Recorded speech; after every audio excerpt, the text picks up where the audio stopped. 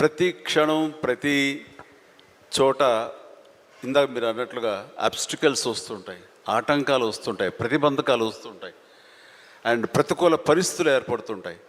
మనం గోల్ స్ట్రాంగ్గా అనుకుంటాం, దానికి కావాల్సిన కష్టం పడుతుంటాం, దానికి కావాల్సిన అవకాశాలని మనం చేజిక్కుంచుకొని ముందుకు వెళ్ళటం కోసం అన్ని రకాలుగా మనం ప్రయత్నం చేస్తుంటాం.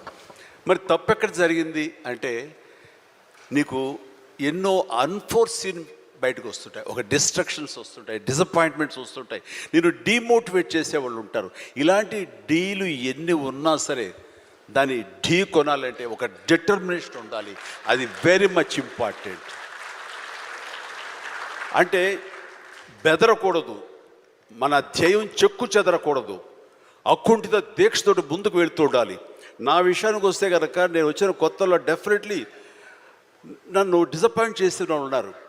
నేను హీరోగా ఎదుగుతున్న సమయంలో, హీరోగా 4-5 సినిమాలు చేస్తున్న సమయంలో కొంతమంది ప్రొడ్యూసర్స్ నన్ను ఒక తక్కువ స్థాయి రౌడీ వేషాల కోసం అడిగారు. కొత్తలుడు అని, కొత్తపేట రౌడీ అని, అలా మోసగాడని ఇట్లాగా అడుగుతుంటే పెద్ద పెద్ద హీరో, నేను ఒక పక్క నుంచి మంచి హీరో వేషాలు వేస్తున్నాను, కొన్ని యాంటీ హీరో అయి ఉండొచ్చు, but hero lead man characters వేస్తుంటే ఎక్కడో డిసప్పాయింట్మెంట్ ఉంటుంది. అబ్బా ఏంటి నేను హీరోగా పాజిటివ్ క్యారెక్టర్గా, చట్టాన్ని కళ్ళు లేవు ఇలాంటి సినిమాల్లో హీరోగా చేస్తుంటే నన్ను చిన్న చిన్న రౌడీ వేషాలు ఏమంటున్నారు, నా జీవితం ఏమైపోతుంది, ఇలా కాదు కదా అని అనుకునే పరిస్థితి, వాళ్ళకి ఎదురు చెప్పలేని పరిస్థితి.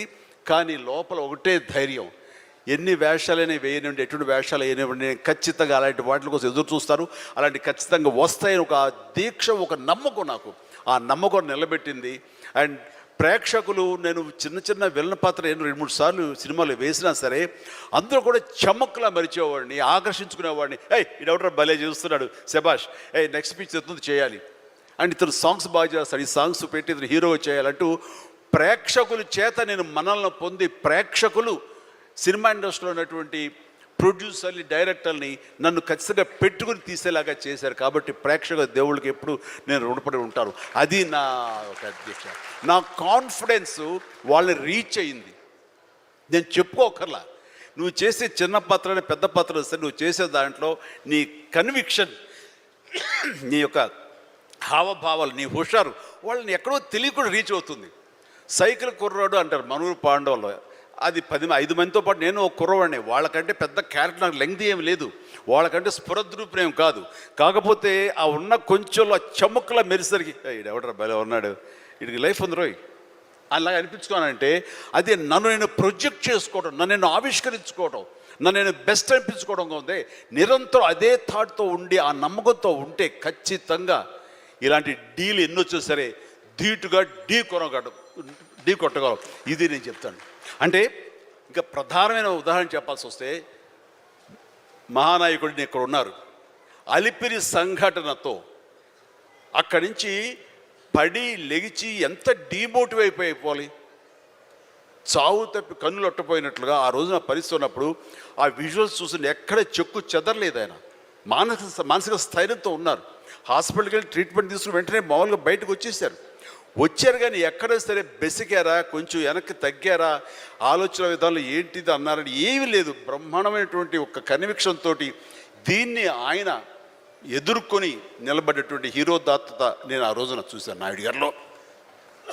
ఇలాంటివి వస్తుంటాయి, కానీ వీటిని మన కన్విక్షన్, మన నమ్మకం, మన మీద మన నమ్మకం ఖచ్చితంగా ముందుకు వెళ్ళిపోతుండాలి. మనల్ని ఆదరించే ప్రేక్షకులు లేదా రాజకీయంగా వస్తే ప్రజలు ఎప్పుడు మన యొక్క మంచిని, మనం చేసిన కృషిని, మన యొక్క ఇన్నర్ మన ఫీలింగ్ని, మన జెన్యూనిటీని, మన ఆనెస్టీని, నిజాయితీని ఖచ్చితంగా గుర్తించగలరు. మధ్యలో ఒక్కోసారి ప్రతికూల పరిస్థితులు వస్తాయి, బట్ వాటిని అధిగమించేలాగా వస్తుంది, మనకి రోజులు మంచి రోజులు వస్తాయని కన్విక్షన్ తెలితే కనుక అలాంటి అబ్స్ట్రకల్స్ని ఓవర్కమ్ చేయగలం. దానికి గాను నువ్వు నీ మానసిక ధైర్యాన్ని కోల్పోకూడదు. ఇక్కడ నిలబెత్తున్న నిదర్శనం చంద్రబాబు నాయుడు గారు. అది నేను చెప్పు. Question is to you, sir.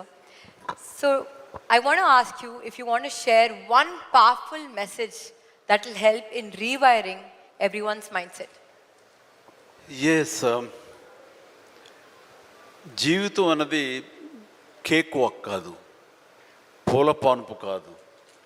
ప్రతి క్షణం ప్రతి చోట ఇందాక మీరు అన్నట్లుగా అబ్స్టికల్స్ వస్తుంటాయి, ఆటంకాలు వస్తుంటాయి, ప్రతిబంధకాలు వస్తుంటాయి, అండ్ ప్రతికూల పరిస్థితులు ఏర్పడుతుంటాయి.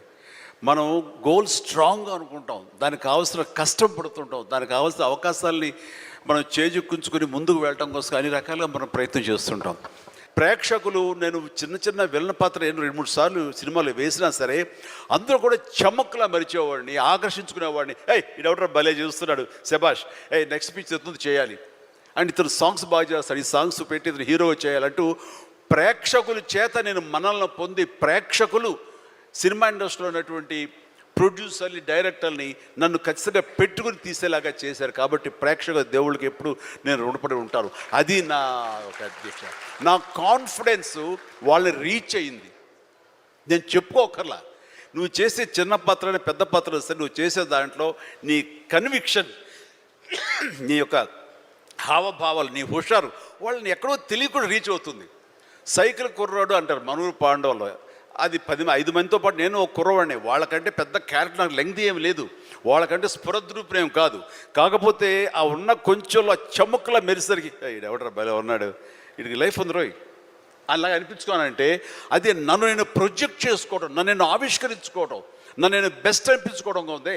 నిరంతరం అదే థాట్తో ఉండి ఆ నమ్మకంతో ఉంటే ఖచ్చితంగా ఇలాంటి డీల్ ఎన్నొచ్చా సరే ధీటుగా ఢీ కొట్టగలం.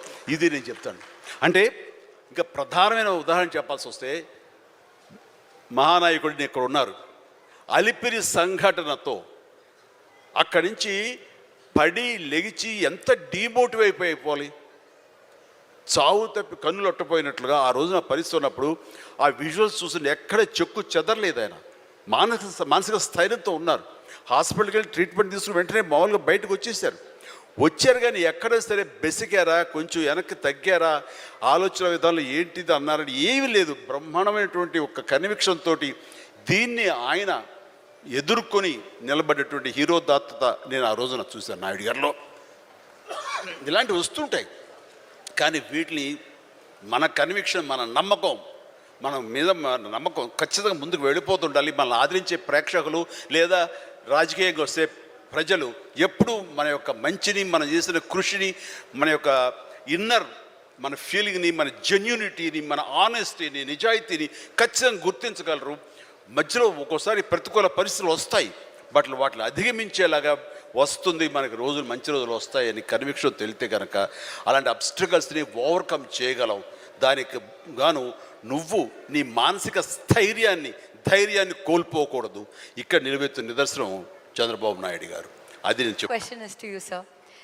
So I want to ask you if you want to share one powerful message that will help in rewiring everyone's mindset.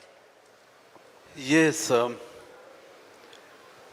జీవితం అన్నది కేక్ వాక్ కాదు, పూల పాన్పు కాదు. ప్రతి క్షణం ప్రతి చోట ఇందాక మీరు అన్నట్లుగా అబ్స్టికల్స్ వస్తుంటాయి, ఆటంకాలు వస్తుంటాయి, ప్రతిబంధకాలు వస్తుంటాయి, అండ్ ప్రతికూల పరిస్థితులు ఏర్పడుతుంటాయి.